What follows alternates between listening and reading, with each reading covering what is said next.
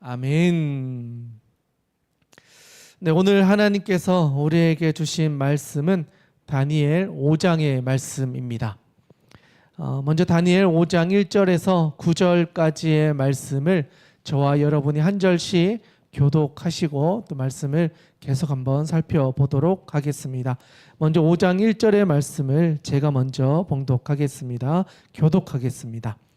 벨사살 왕이 그의 귀족 1000명을 위하여 큰 잔치를 베풀고 그 1000명 앞에서 술을 마시니라. 벨사살이 술을 마실 때에 명하여 그의 부친 느부갓네살이 예루살렘 성전에서 탈취하여 온 금, 은그릇을 가져오라고 명하였으니 이는 왕과 귀족들과 왕후들과 후궁들이 다 그것으로 마시려 함이었더라. 이에 예루살렘 하나님의 전 성소 중에서 탈취하여 온 금그릇을 가져오매 왕이 그 귀족들과 왕후들과 후궁들과 더불어 그것으로 마시더라. 그들이 술을 마시고는 그 금, 은, 구리, 쇠, 나무, 돌로 만든 신들을 찬양하니라. 그때 사람의 손가락들이 나타나서 왕궁 촛대 맞은편 석회벽에 글자를 쓰는데 왕이 그 글자 쓰는 손가락을 본지라. 이에 왕의 즐기던 얼굴빛이 변하고 그 생각이 번민하여 넓적다리 마디가 녹는 듯하고 그의 무릎이 서로 부딪힌지라. 왕이 크게 소리질러 술객과 갈대아 술사와 점쟁이를 불러오게 하고 바벨론의 지혜자들에게 말하되 누구를 막론하고 이 글자를 읽고 그 해석을 내게 보이면 자주색 옷을 입히고 금사슬을 그의 목에 걸어주리니 그를 나라의 셋째 통치자로 삼으리라 하니라. 그때 왕의 지혜자가 다 들어왔으나 능히 그 글자를 읽지 못하며 그 해석을 왕께 알려주지 못하는지라. 함께 읽겠습니다. 그러므로 벨사살 왕이 크게 번민하여 그의 얼굴빛이 변하였고 귀족들도 다 놀라니라. 아멘. 할렐루야. 네, 오늘 함께 하는 말씀은요 5장의 말씀입니다. 여러분 어제 우리가 나누었던 4장 말씀 혹시 기억하십니까? 아멘. 네, 4장에서 가장 중요했던 사건이 어떤 사건이었죠? 자, 느부갓네살 왕의 마지막 사건이죠. 그 7년 동안 정말 소처럼 풀을 먹으며 이슬을 맞으면서 힘든 고난을 보내다가 마지막에 하나님이 진짜 하나님이심을 알고 회개하고 돌아왔을 때 하나님이 그를 치유케 해주셔서 다시 왕으로 돌아와서 마지막 시간을 보내면서 그의 일생을 마감했던 이야기가 바로 앞장의 이야기였다 할 수 있겠습니다. 그리고 나서 바로 오늘 본문 말씀으로 넘어오게 됩니다. 그런데 5장을 시작하는 1절에 보니까 왕의 이름이 바뀌어 있어요. 5장에는 어떤 왕이 나오죠? 네, 벨사살이라는 왕이 등장합니다. 느부갓네살과 벨사살은 어떤 관계일까요? 네, 아빠와 아들이에요. 그래서 느부갓네살 왕이 마지막에 보냈던 시간 있고 약 한참의 시간 이후에 이제 아들이 그 뒤를 이어서 왕이 된 거죠. 그리고 왕이 되어서 약 23년 정도가 지난 후에 오늘의 사건이 이어지고 있어요. 그러니까 아버님이 왕으로서의 마지막 시간을 보내고 돌아가시고 이제 벨사살의 아들이 왕이 되어서 약 23년 정도 통치했었던 어느 날 그 밤에 있었던 사건이 오늘 우리가 살펴보는 다니엘 5장의 말씀이다라는 겁니다. 그런데 이 5장은요 특이한 게 그날 있었던 그 사건이 그날 밤에 성취되어서 눈앞에 일어나 버리는 하나의 사건을 한 장에 다 다루고 있다라는 거예요. 오랜 시간 걸렸던 이야기를 정리해서 쓴 게 아니고 하루 동안 있었던 이야기를 하루 만에 다 일어나고 성취되어졌던 것을 보여주는 사건이 5장이에요.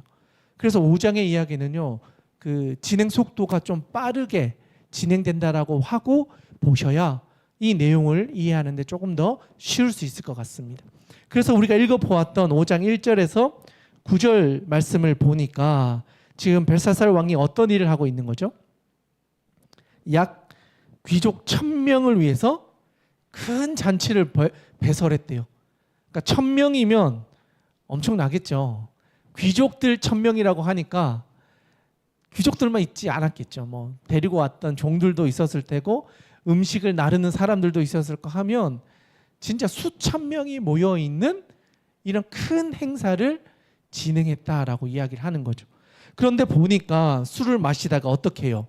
벨사살 왕이 술을 먹다가 갑자기 이상한 이야기를 하죠. 2절에 보니까 술 마시다가 갑자기 그의 아버지 부친 느부갓네살이 예루살렘 성전에서 탈취하여 온 금은 그릇을 가지고 와라 해서 거기에 술과 음식을 담아서 먹게 되었다라는 거예요. 그럼 기본적으로 이 사건은 이 벨사살 왕이 성전에서 쓰던 기물을 가지고 와서 술을 먹고 음식을 먹고 이방 신에게 드리는 음식의 접시나 그릇으로 성전 기물을 사용하더라, 이 이야기를 해주고 있는 거예요. 여러분, 이 상황이 어떻게 보이십니까? 이게 일반적인 상황이라고 보여지시나요? 아니요, 맞아요. 이거 대훈이가 해줘야 되는데. 네, 지극히 평범하지 않은 이상한 일이 일어났다라는 거예요. 사실 신에게 바치는 접시나 그릇은 일반적으로 사용하지 잘 않아요. 제2영품이기 때문에 실제로 이런 축제 자리에는 잘 사용하지 않는다는 거예요. 그런데 벨사살 왕이 그것을 꺼냈다라고 하는 것은 이 벨사살 왕이 하나님에 대한 두려움이 전혀 없는 사람이었다. 조금 더 이야기하면 자기가 하나님보다 더 위에 있는 것과 같이 교만한 인생을 살아가던 사람이었다라는 것을 보여주는 거예요. 실제로 역사에서요, 바벨론의 마지막 왕이 벨사살 왕이었어요. 그래서 실제 일반 역사에서 보면요, 벨사살 왕 때 주변에 있는 다른 나라들이 왕성해져서 그 컸던 바벨론의 지역이 하나하나 빼앗겨 갔던 시대였다고 이야기해요. 심지어는요, 이 벨사살 왕이 축제를 하고 있는 이 동안에 바벨론 성을 둘러싸기 위해서 메대와 바사라고 하는 연합군이 쳐들어와서 이 성을 어떻게 하면 점령할까 궁리하고 있던 시간에 1000명을 초대해서 잔치를 벌이고 있었다라는 거예요. 여러분, 이 정도 되면 벨사살 왕이 어떤 사람인지 좀 보여지십니까? 아무도 두려워하지 않는 거예요. 연합군이 힘을 합해서 자기를 치러 오는데도 두려워하지 않아요. 아유, 우리가 얼마나 강력한 나라인데, 바벨론인데 하면서 메대와 바사를 두려워하지 않는 거예요. 심지어는 이스라엘의 하나님께 바쳐졌던 그 성전 기물을 가지고 와서 술을 먹는 잔으로 쓰고 이방 신에게 드리는 접시로 사용하는 것을 전혀 개의치 않았다라는 거예요. 그만큼 벨사살 왕의 마음은 교만해져 있었고 하나님을 두려워하지 않고 사람을 무서워하지 않는 그런 사람이었다는 것을 보여주고 있다라는 거예요. 그런데 어떤 일이 일어나죠? 5절에 보니까 그때에 사람의 손가락들이 나타나서 왕궁 촛대 맞은편 석회벽에 글을 쓰게 되었다라는 거예요. 어떻게 보면 이 왕 입장에서는요, 갑자기 손가락이 나타나서 벽에 막 글씨를 쓰니까 깜짝 놀랐을 것 같아요. 그래서 그 놀란 게 다음 절에 어떻게 표현되어져 있냐면 6절인데요. 우리 6절 다시 한번 읽어보도록 하겠습니다. 함께 읽겠습니다. 시작. 이에 왕의 질그던 얼굴빛이 변하고 그 생각이 번민하여 넓적다리 마디가 녹는 듯하고 그의 무릎이 서로 부딪힌지라. 아멘. 지금 어떻습니까? 왕이 갑자기 얼굴빛이 변하고 생각이 번민하고 이제 넓적다리가 막 녹는 듯하고 무릎 사이가 부딪혔다. 두려워 떨기 시작했다라는 거예요.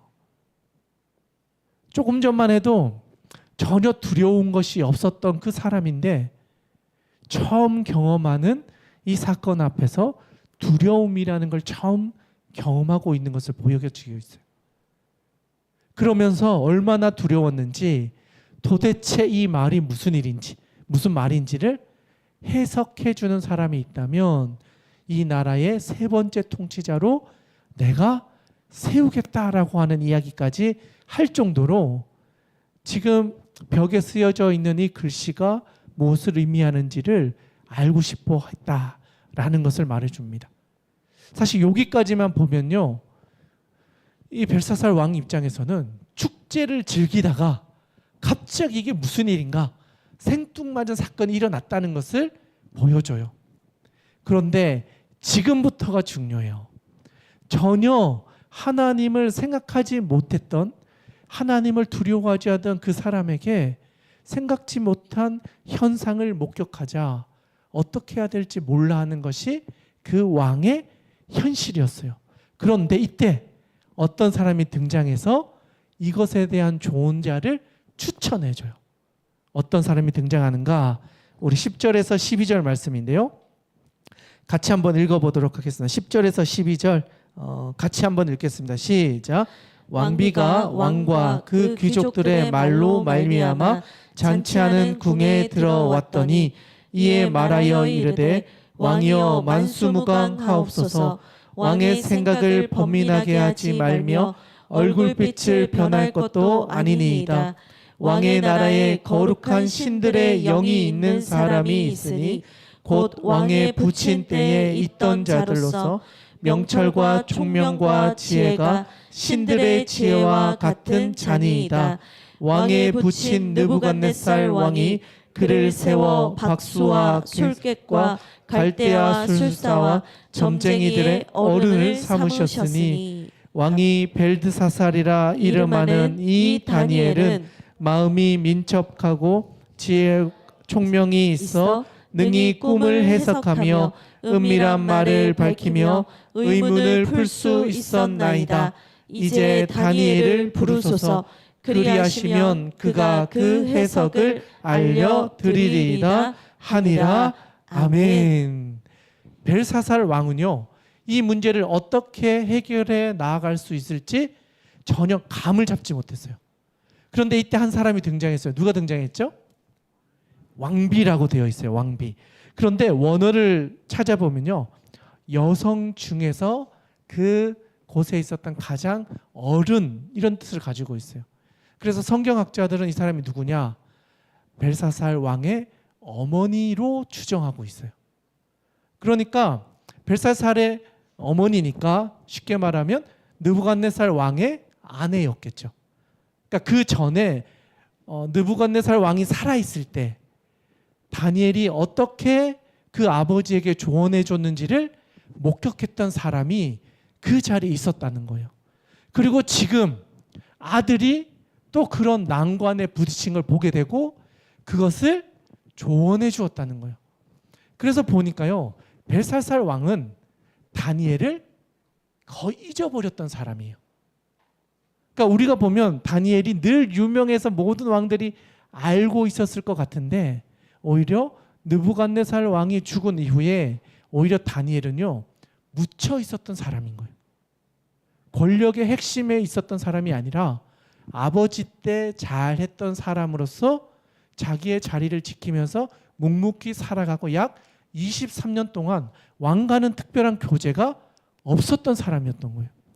그런데 그의 어머니가 그때를 기억하면서 느부갓네살 왕을 도와주었던 그 다니엘이라는 사람이 있으니 지금 도움받을 수 있습니다라고 조언하는 거예요. 그러니까 어떻게 보면요, 다니엘 입장에서는 느부갓네살 왕을 보좌해서 열심히 섬겼다가 이제는 시대적으로 이제 좀 잠잠해지고 아들이 왕이 되었기 때문에 오히려 뒤에 물러나 있는 것처럼 보여졌지만 하나님이 계획하신 때가 되니까 필요한 때 준비되어진 사람을 하나님이 다시 한번 들어쓰셔서 그 자리에 오게 하시더라는 거예요. 만약에 다니엘이 그때 이후에 정말 하나님의 음성을 잘 듣지 못하고 정말 하나님의 음성 앞에 반응하지 못했다면 이 자리에 와도 이것을 해석하지 못했을 거라는 거예요.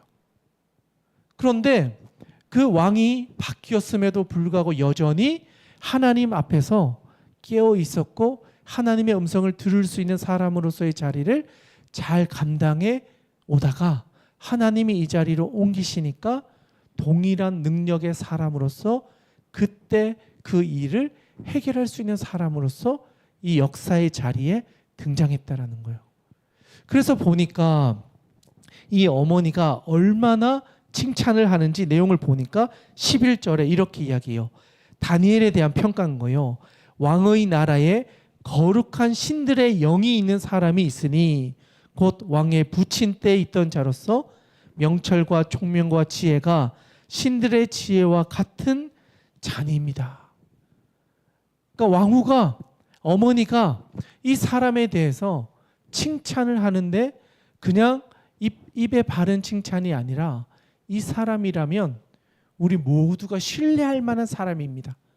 왕의 그 괴로워하는 문제도 능히 해결할 수 있는 어쩌면 유일한 사람입니다. 그래서 이 다니엘을 추천하는 거예요. 그래서 이 다니엘이 갑자기 이 축제 자리에 불려오게 되는 거예요. 생각지 못했는데 갑자기 부르니까 왕 앞에 나온 거예요. 준비하고 나온 게 아니에요. 갑자기 불러서 그 자리에 세워졌다라는 거예요. 그런데 어떤 일이 있느냐? 13절부터 우리 23절까지 우리 같이 한번 읽어보겠는데요. 13절부터 23절까지 저와 여러분이 한 절씩 교독하도록 하겠습니다. 제가 먼저 읽겠습니다. 이에 다니엘이 부름을 받아 왕의 앞에 나오매 왕이 다니엘에게 말하되 내가 나의 부왕이 유다에서 사로잡아온 유다 자손 중에 그 다니엘이냐? 내가 내게 대하여 들은즉 내 안에는 신들의 영이 있으므로 내가 명철과 총명과 비상한 지혜가 있다 하도다. 지금 여러 지혜자와 술객을 내 앞에 불러다가 그들에게 이 글을 읽고 그 해석을 내게 알게 하라 하였으나 그들이 다 그 해석을 내게 보이지 못하였느니라. 내가 내게 대하여 들은즉 너는 해석을 잘하고 의문을 푼다 하도다. 그런즉 이제 내가 이 글을 읽고 그 해석을 내게 알려주면 내게 자주색 옷을 입히고 금사슬을 내 목에 걸어주어 너를 나라의 셋째 통치자로 삼으리라 하니.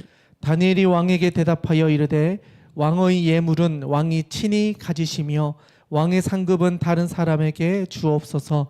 그럴지라도 내가 왕을 위하여 이 글을 읽으며 그 해석을 아뢰리이다.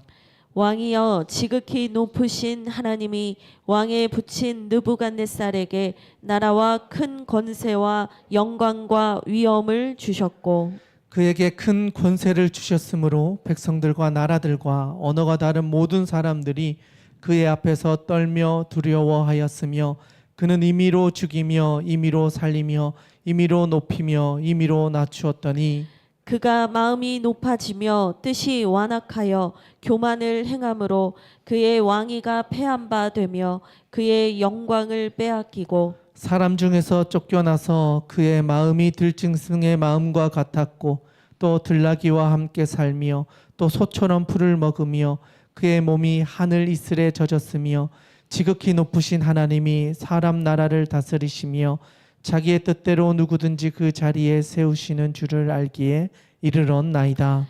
벨사살이여 왕은 그의 아들이 되어서 이것을 다 알고도 아직도 마음을 낮추지 아니하고 함께 읽겠습니다.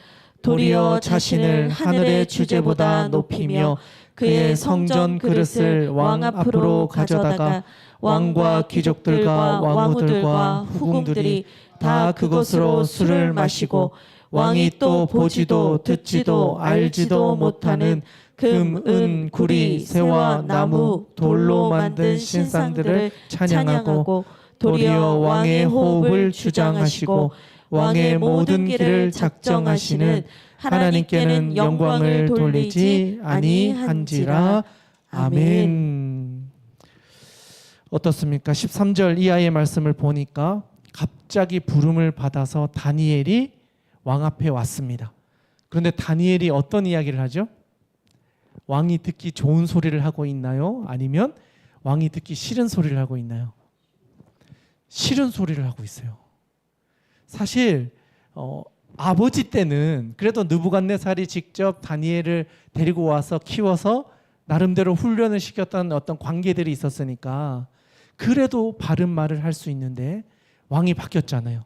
이젠 아버지가 아니고 아들이 왕이 되었고 대화의 내용상 특별한 교제나 만남이 없었던 것으로 보여지는데 그런데도 불구하고 왕이 듣고 싶은 이야기를 하는 것이 아니라 왕에게 진짜 들어야 할 바른 말을 하고 있다라는 거예요. 여러분 이게 저는 다니엘이 정말 사람을 두려워하지 않고 하나님을 두려워했기 때문에 이런 말을 할 수 있지 않았을까. 정말 하나님이 우리의 역사의 주인이시고 우리의 삶의 모든 것을 이끌어 가시는 분이심을 말로만 이야기하는 것이 아니라 그의 삶을 통하여 지금까지 살아왔기 때문에 죽으면 죽으리라 하는 마음으로 이런 이야기를 하고 있는 것이 아닌가 생각되어진다는 거죠. 심지어는 어떻게 이야기합니까? 그 중간에 보시면 17절에 보면 이렇게 이야기합니다. 다니엘이 왕에게 대답하여 이르되 왕의 예물은 왕이 친히 가지시며 왕의 상급은 다른 사람에게 주옵소서. 그럴지라도 내가 왕을 위하여 이 글을 읽으며 그 해석을 아뢰리이다. 이게 다니엘의 태도로 나타난다는 거예요. 왕이 아무리 좋은 것을 주신다 해도 저는 그것이 중요한 게 아닙니다. 설사 그것을 다른 사람에게 주셔도 저는 저의 사명을 감당할 겁니다. 사람들이 말하는 그런 기대와는 다른 것을 바라보고 있다는 거예요.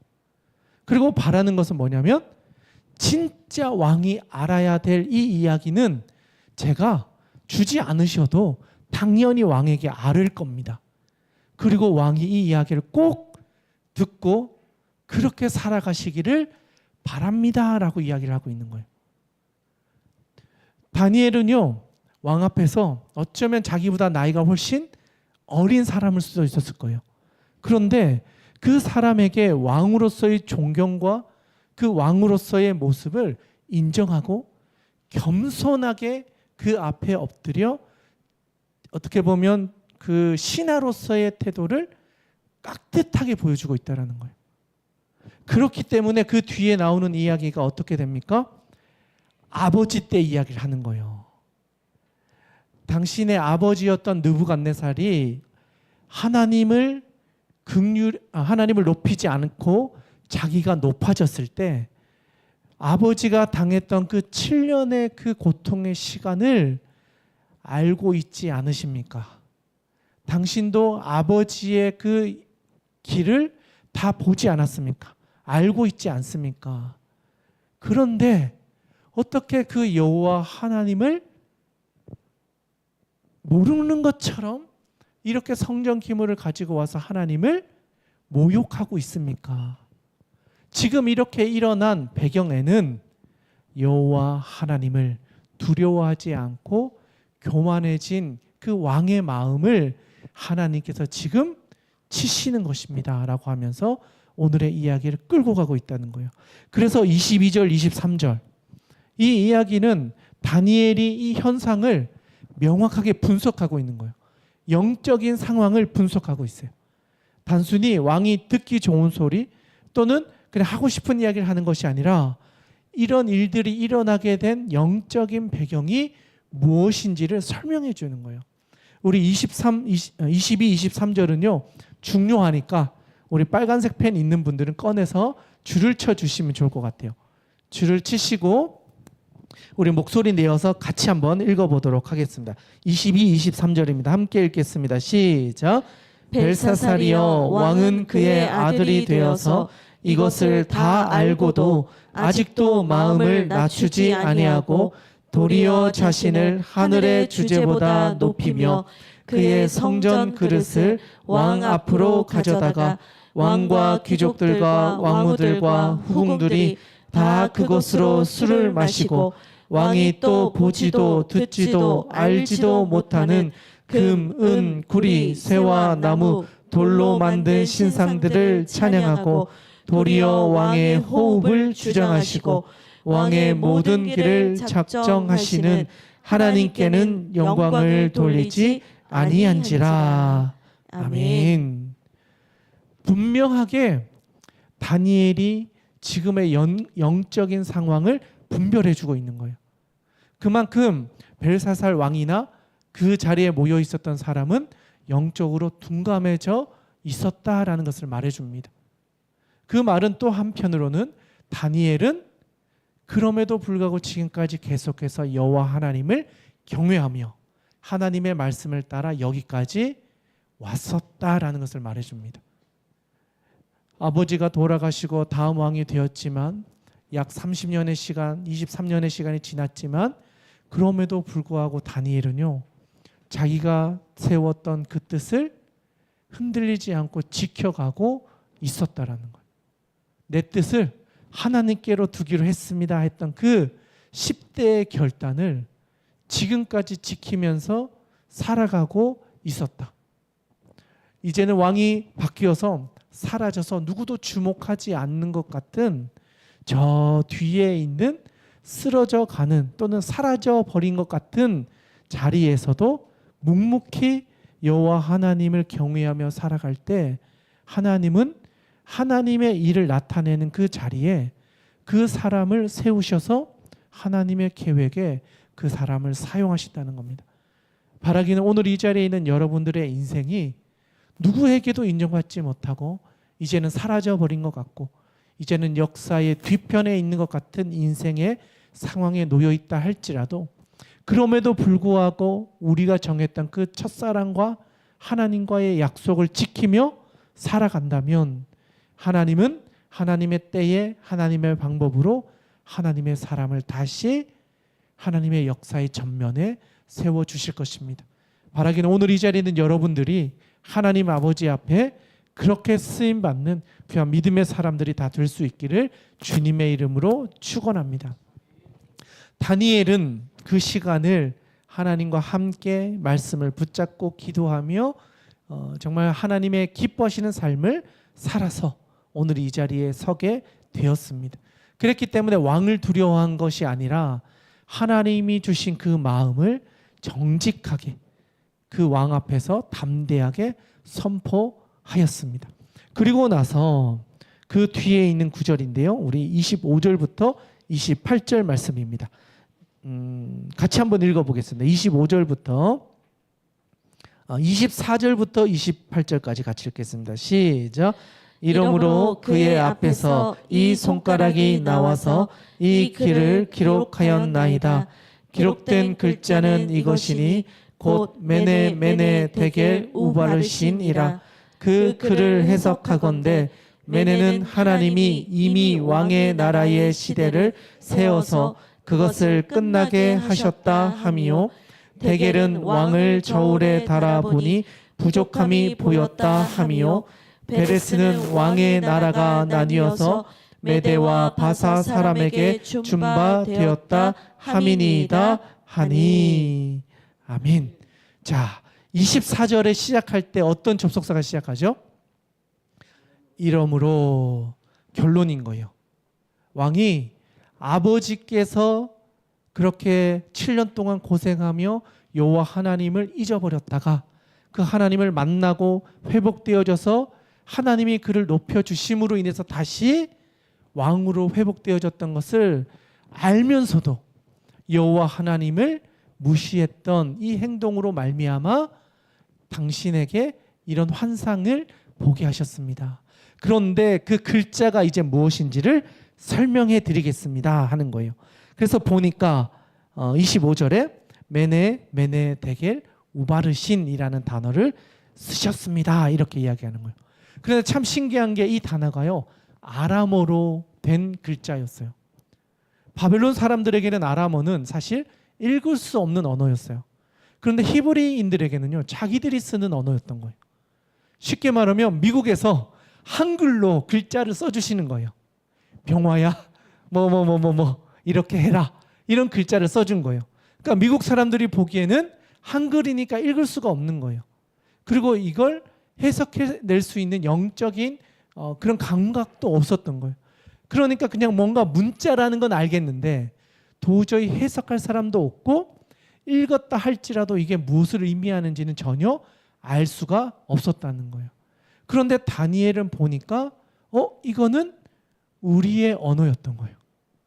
그리고 분명히 읽을 수 있는 언어였고 조금 더 나아가 이 단어가 의미하는 그 뒤의 의미, 성령을 통해서 깨닫게 하는 영적인 의미까지도 다니엘은 보게 되었던 사람이라는 거예요. 그래서 문자만 읽는 것이 아니라 그 문자에 담겨진 하나님의 의도까지도 꿰뚫어 보고 그것을 왕에게 설명해 주었다는 거예요. 근데 여러분 이게 준비되어서 갔던 게 아니고 갑자기 불려져서 갔다라는 거예요. 그러니까 이거는요, 다니엘이 막 몇 년 동안 계획을 짜서 어떻게 해서 준비해서 온 게 아니라는 거예요. 갑자기 하나님이 세우셨을 때 준비되어졌었기 때문에 이것을 감당할 수 있는 사람으로 이것을 해석해내고 왕의 조언자가 될 수 있었다라는 거예요. 그래서 해석을 해줍니다. 메네는 뭐라고 되어 있죠? 메네는 하나님이 이미 왕의 나라와 시대를 세워서 그것을 끝나게 하셨다 합니다. 그래서 메네는요, 단어적인 의미로는요, 세어보다, 세다, 수를 세다, 계산하다 이런 뜻을 가지고 있어요. 그런데 보니까 여기 몇 번 등장하죠? 메네, 메네 두 번 반복하잖아요. 그러니까 하나님께서 왕을 세어보고 또 세어보고 계산해보고 또 계산해봤다 이런 거예요. 왕을. 근데 어떤 계산을 했는지는 잘 모르겠지만 하나님이 이 왕을 하나하나 다 체크해 보셨다는 거예요.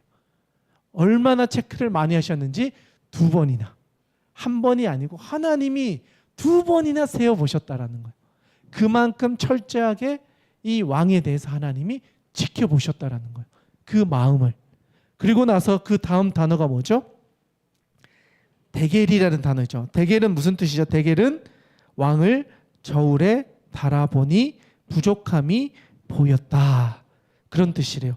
그래서 데겔이란 단어의 원어의 의미를 보면요, 저울에 달아보다 이런 뜻이에요.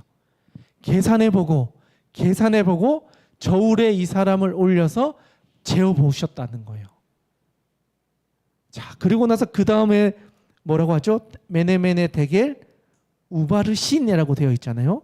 그런데 보니까 28절에서는 뭐라고 되어 있죠? 베레스라는 단어로 바뀌어 있는 것처럼 보여요. 그런데 사실 이거는요, 똑같은 단어인데 단수로 읽느냐 복수로 읽느냐의 차이일 뿐이라는 거예요. 그래서 위에 나오는 우바르시는요, 복수 단어예요. 그런데 베레스는요, 그것을 단수로 읽었을 때 그렇게 읽을 수 있는 거예요. 그러니까 똑같은 단어라는 거예요. 그래서 베레스 또는 우바르신의 뜻이 뭐냐 보니까 왕의 나라가 나뉘어서 메대와 바사 사람에게 준 바가 되었다. 여기서 말하는 베레스 우바르신은요, 나뉘다, 나누다 이런 뜻이 있어요. 그러니까 하나님께서 메네메네 데겔 우바르신이라고 하는 이야기는 계산해보고 저울에 달아봤는데 너는 갈라질 것이다. 너의 왕좌가 견고한 것이 아니라 깨어지게 될 것이다 라는 것을 하나님이 아람어로 벽에다가 쓰셨다라는 사실이에요. 그런데 이걸 누구도 해석하지 못했는데 다니엘이 그 글자를 읽고 해석해서 이 왕에게 알려주었다라는 거예요. 여러분이 이 이야기를 들었을 때 왕은 어땠을까요? 한번 상상해 보세요. 1000명, 어쩌면 거의 2000명에 가까운 사람들이 막 축제를 열다가 갑자기 손바닥이 나타나서 막 글씨를 썼는데 그것을 해석해 보니 계산하고 저울에 달아보니 이 나라가 이제는 나뉠 것이다. 이런 글자가 벽에 쓰여졌다는 것을 알게 된 거예요. 자, 그러면 왕은 어떤 입장일까요? 이제 왕은 어떨까요? 마음이 어땠을까요? 왕이 이 단어의 의미를 알게 됐을 때 평안했을까요? 저는 엄청 두려웠을 것 같아요. 조금 전만 해도 자기가 이 세상에 어떤 나라보다 강력하다고 생각했던 그 사람이 하나님이 보내주신 손가락으로 쓴 이 글씨 하나에 갑자기 지옥을 경험하기 시작하는 거예요. 두려워 떨기 시작하는 거예요. 저는 이걸 보면서 느부갓네살 왕이 생각났어요. 느부갓네살도요, 성 꼭대기를 지나면서 내가 이걸 다 만들었다 하며 교만해졌을 때 하나님이 그 사람을 치셔서 들의 소처럼 풀을 먹고 밖으로 나가서 이슬을 맞으며 젖으면서 7년을 고생하게 하셨잖아요. 그러면서 그 사람의 마음을 바꾸셔서 하나님을 경외하고 두려워하고 하나님 아버지 앞에서 다시 겸손해졌을 때 그 사람이 다시 왕으로 복직하고 다시 바벨론이 이어져 갈 수 있도록 하나님이 역사하셨던 것, 그것을 다 보았던 아들인데 성전 기물을 가지고 와서 하나님의 이름을 부끄럽게 만들고 있는 이 모습을 보면서 하나님은 더 이상 이 바벨론을 가만두지 않겠다. 이 나라 역시도 하나님 손안에 있다라는 사실을 왕이 깨닫게 하시겠다라는 거예요. 그런 점에서 본다면요, 역사는 하나님의 손에 있다는 것을 철저히 인정하지 않으면 하나님은 왕이라도 왕조도 그 나라도 바꾸신다는 거예요. 다니엘이 그 이야기를 계속해서 하잖아요. 하나님이 주시면, 바꾸시면, 다른 왕을 세우시면 그 사람이 왕이 될 수밖에 없습니다. 왕이 하루속히 겸손해져서 하나님이 진짜 하나님이심을 인정하고 고백할 때 하나님이 우리를 긍휼히 여겨주셔서 하나님의 사람을 우리를 사용해 주실 것을 바라고 기대해야 합니다. 그러지 않는다면 이 하나님의 이 예언이 성취될 것입니다.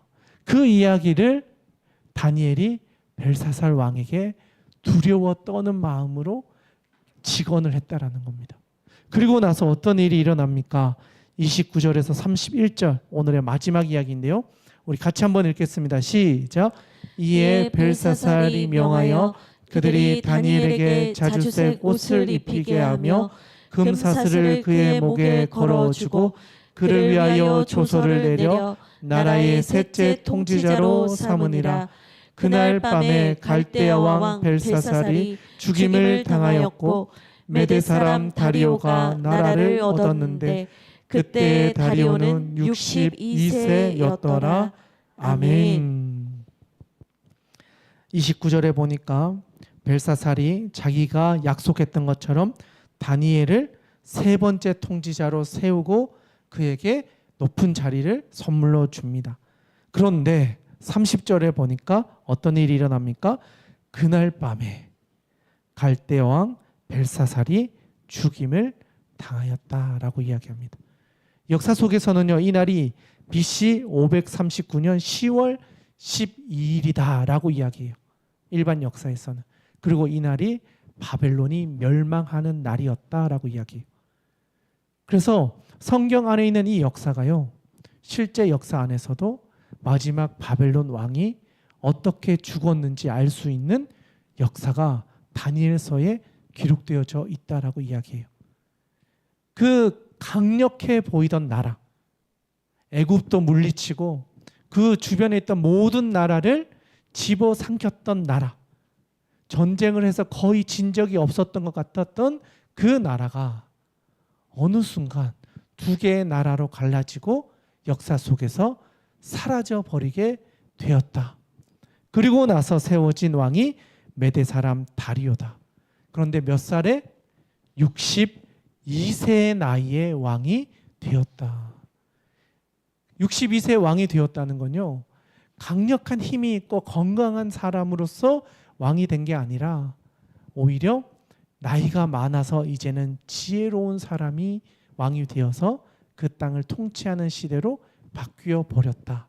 그런데 62세라는 것은 그들이 살아왔던 역사, 즉 이스라엘 백성이 포로로 끌려가서 약 70년이라는 시간 동안 포로로 보내고 다시 돌아오게 될 것이다 라고 하셨던 그 예언이 어느 정도 다가오고 있다라는 것을 알려주는 예표의 역사의 사건이었다라고 이야기합니다.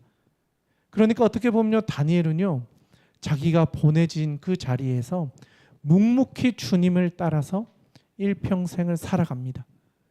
누구보다 위에 올라가려고 했던 것도 아니고요. 자신이 믿고 있는 그 뜻을 일평생 지켰던 사람이라는 거예요. 나이가 40대가 되든 70대가 되든 90이 되든 끝까지 10대 때 정했던 그 마음을 어떤 상황에서도 변치 않고 지키며 왕이 바뀌고 두려움의 자리에 불려갔다 할지라도 그 왕에게 잘 보이려고 하는 것이 아니라 하나님을 두려워하며 하나님이 주신 마음을 정직하게 이야기할 때 모든 사람이 그 사람을 지혜롭게 여겼다는 거예요. 심지어는 왕의 어머니가 그 사람은 우리가 경험했던 그 어떤 사람보다도 지혜롭고 우리가 이해할 수 없는 것도 해결해 줄 수 있는 지혜자로 그 사람을 추천해서 생각지 못한 자리에서 하나님의 뜻을 대언했던 것처럼 하나님의 사람은 묵묵히 주와 같이 즐겁게 길을 갈 때 하나님은 우리를 하나님의 역사에 필요한 때에 우리를 세우셔서 하나님의 역사를 이루어 가신다는 것입니다. 그럴 때 하나님은 우리의 주인 되심을 우리가 겸손하게 인정하며 살아가야 될 것입니다.